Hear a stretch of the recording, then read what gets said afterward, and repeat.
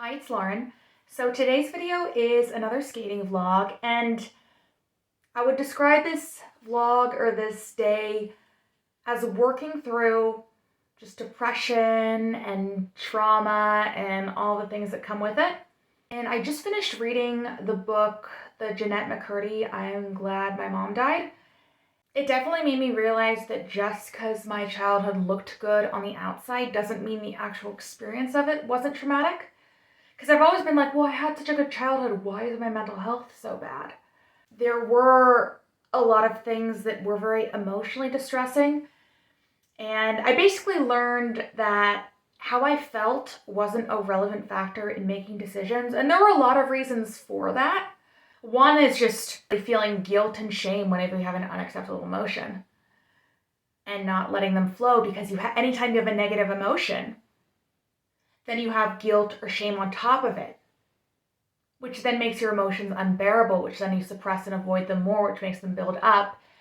It's a cycle that keeps worsening the longer it goes on. And two is this no excuses mindset, which also has to do with like not feeling and not allowing emotions. I mean, I would say not allowing emotions is the main foundation I built my life on that was really a mistake. Like my emotions are weak, my emotions are something to be avoided, and only some emotions are okay, and then the judgment around them becomes crippling. And I'm trying to strike the balance now between, feeling my emotions and working through them, but also like life goes on.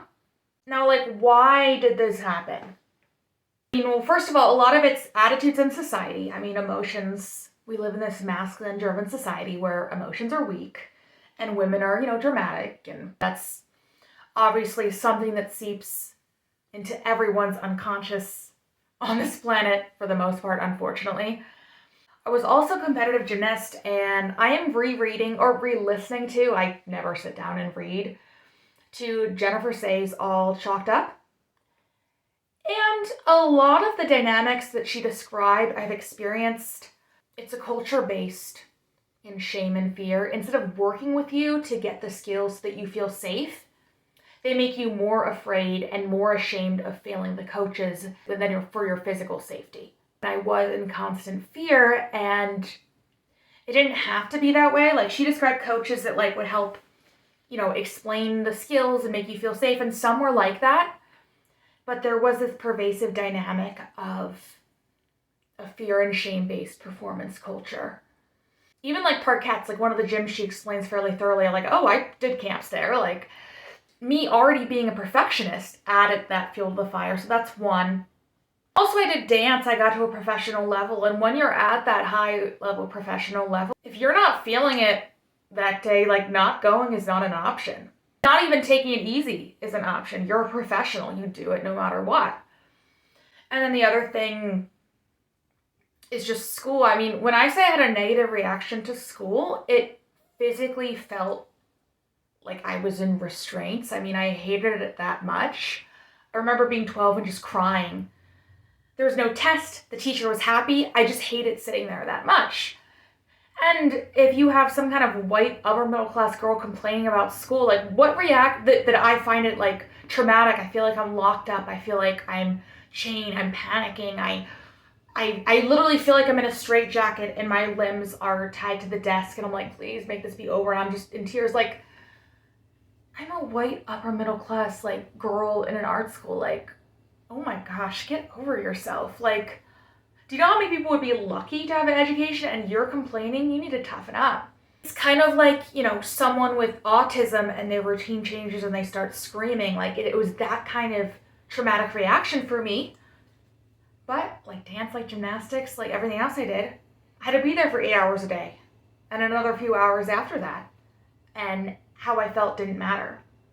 At second grade, I'm like, I'm never going there again, And they're like, my parents were like, it's gonna be a long 18 years.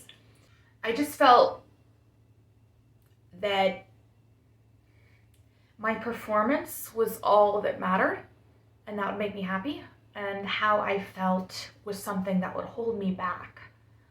And I built my whole life on that foundation of feeling guilty when I'm happy because it means I'm weak, and feeling good when I'm suffering because it means I'm strong. But So then it's like an addict. You increase the suffering like over and over again, and then your body breaks down. And it's definitely in both of those books. I'm Glad My Mom Died by Jeanette McCurdy and All Chalked Up by Jennifer Say. It's this dynamic of, you know, my emotional needs aren't important. I have to perform. And they both have severe mental health problems from that, from not dealing with and managing emotions effectively. It does need to change, because you can learn things at a high level in an environment that's not abusive. Actually, you will learn things better. Before skating, everything I learned in either gymnastics or dance or any kind of sport, I always learned it in fear, in pain, and in shame. Those are the primary emotions that fueled me. And with skating, I decided that no one's pressuring me. I bet there's a different way to learn, a better way to learn, and there is. And right, like skating can be scary. You're jumping, landing on one foot. I worked up to the skill to where I felt comfortable. And before, me being comfortable would be a sign of weakness. I realized that I can learn it better, and I'm not in fear when I'm doing these things. In gymnastics, because I learned the skills in a high state of fear, of, I would say terror, especially that back walkover on the beam, every time I performed it, I had that same level of fear. It never went away. I can't help but wondering if I learned the skill and actually trusted how comfortable I felt, if the experience wouldn't have been as traumatic. So, all right, let's see me work through those feelings and go. Okay, so we're working on crossovers, trying to pick my feet up and then into a spiral. This is left outside spiral. I feel like they're a little more stable. I'd like to get that leg up. My hips have always been a little closed off. This is the right crossovers. Those are rough. I don't think my arms were really in the right position. That's that right outward spiral. I'm just looking at the camera. I'm definitely experiencing some depression today. Just, you know, realizing that I've gone through some stuff that I've dismissed. And, you know, but I try to push through it, go do these things anyway. But, you know, I'm feeling a little rough. So, okay, sow cow. Yep, fall. I'm not sure what I'm doing wrong. I don't think I'm bending before I jump and pressing into that inside edge. I was not in a sow cow mood. So, okay. That's a half flip and little hair, like, what do they call it? Hair ponytail flip. Now we're doing inside spirals. This is the right inside. I also think I've seen people with their hands on two sides, not really in the ballet, so I don't know if that matters, but we'll see. And yeah, one of the main corrections is when you ice skate bottom up. So especially in 3 turns later, we'll talk about that.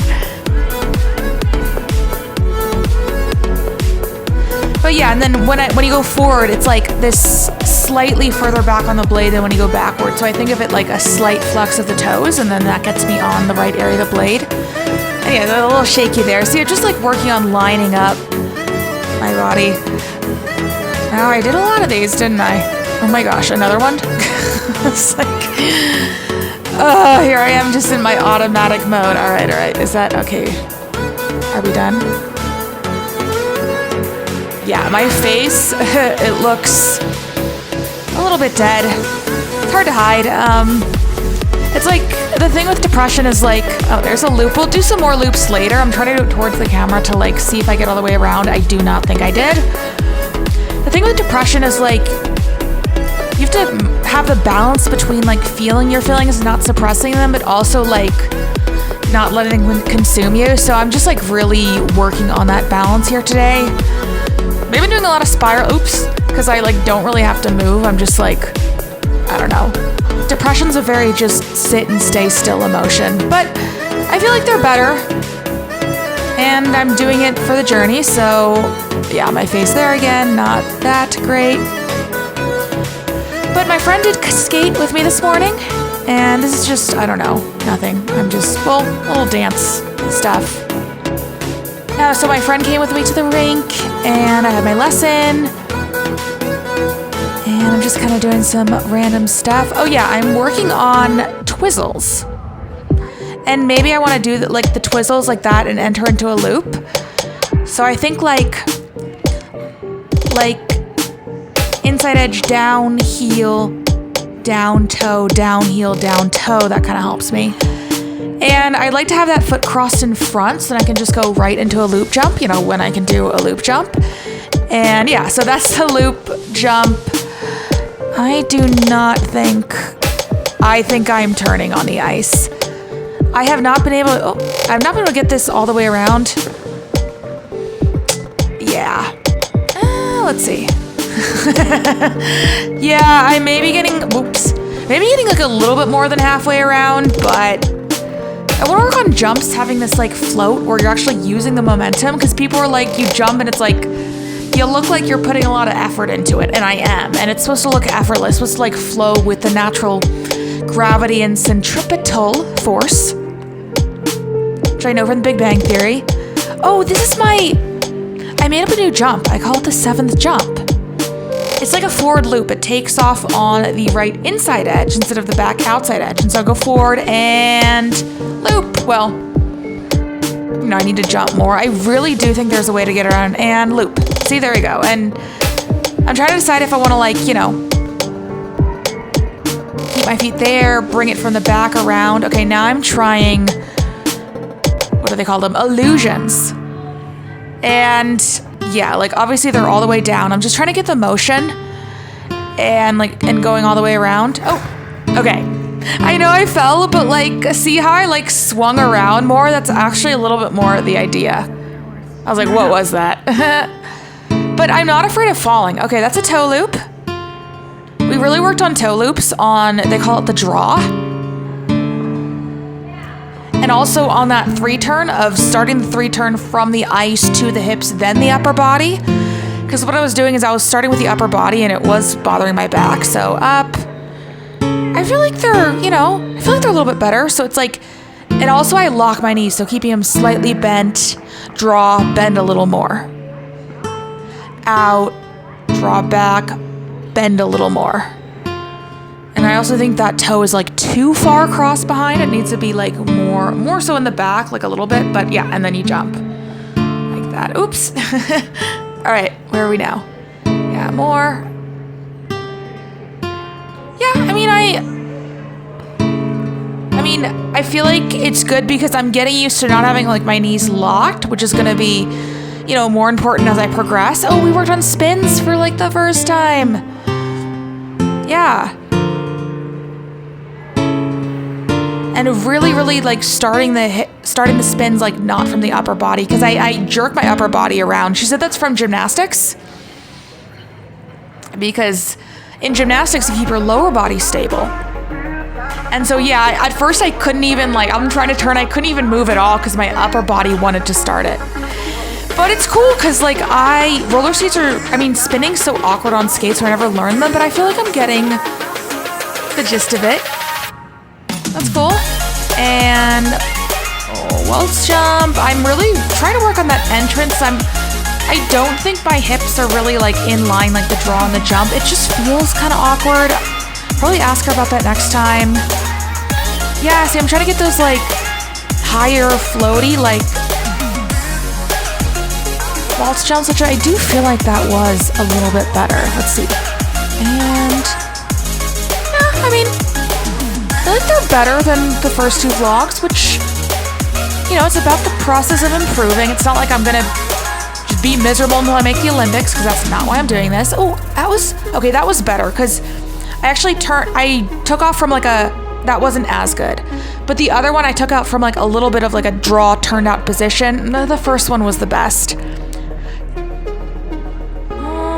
I'm not sure about that one.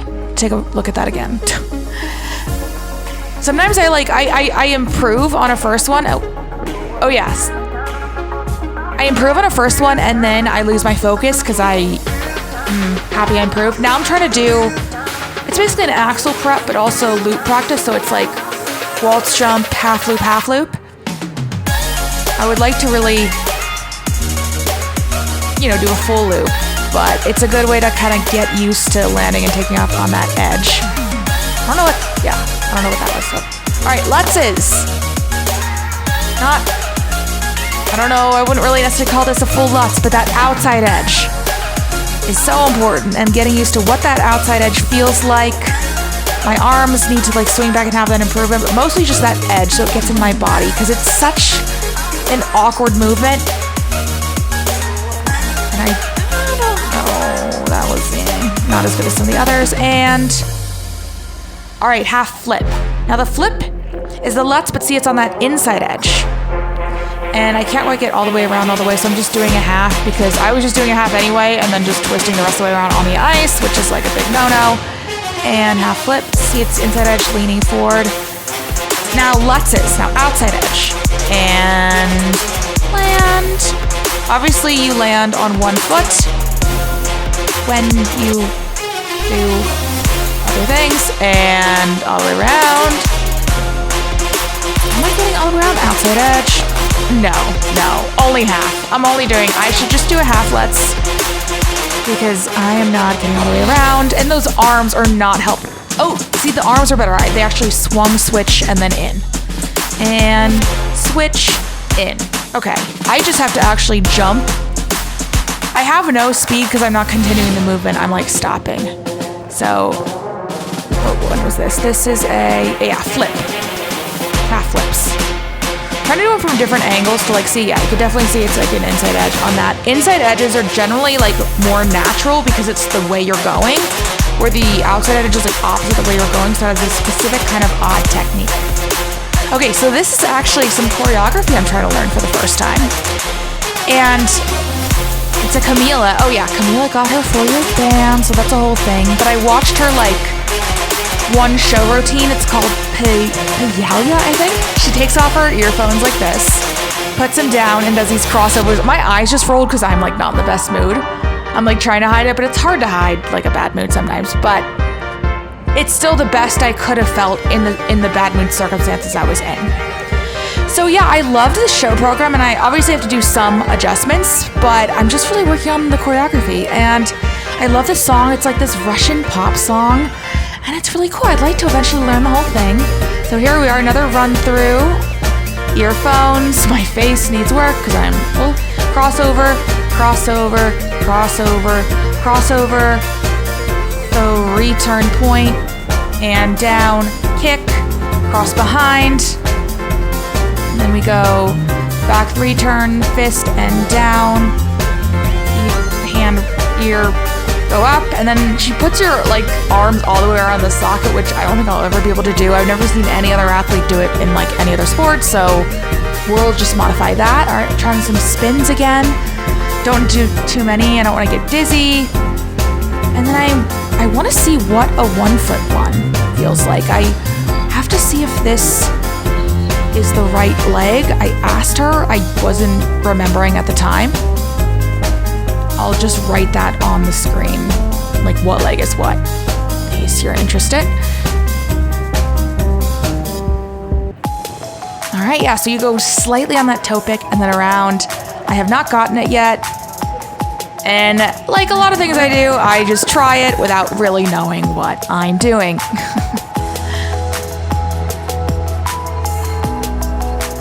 Yeah, I just can't really manage any speed because it's like not quite in my body yet, which is all okay.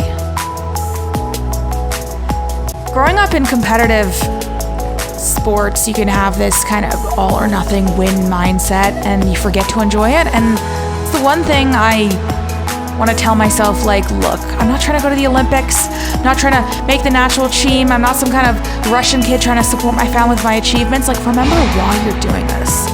You're doing this for your mental health and other people's a different way to do sport at any age. Sorry, we're trying our loops again. I was trying to do some standing ones to like just see if I could. And let's really see where I am. And around.